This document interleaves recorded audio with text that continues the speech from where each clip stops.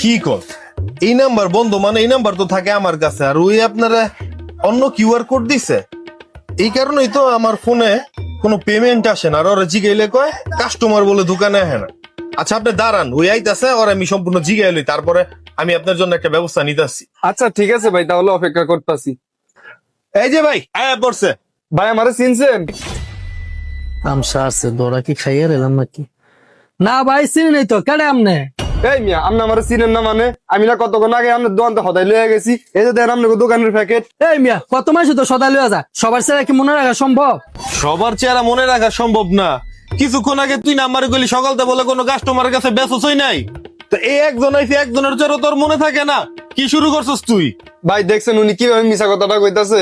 আচ্ছা ঠিক আছে, আমি যে নাম্বারে টাকা পাঠাইছি না ওই নাম্বারে কল দিতাছি, একবার জাগাত প্রমাণ দেখাইতাছি। কি রে কল আইছে, কল রিসিভ কর, কাটস কে লিগা? দেখছেন ভাই, আপনার কর্মচারী আমার কলটা কাটটা দিল। কাস্টমার আপনার দোকানে পেমেন্ট করতে চাইলে বলে এই নাম্বার বন্ধ, পরে ওনার নাম্বারে টাকা পেমেন্ট নয়। ভাই এই ধরনের কর্মচারী আপনার দোকানে থাকলে আপনার ব্যবসা বেশি দিন মনে হয় না টিকবো।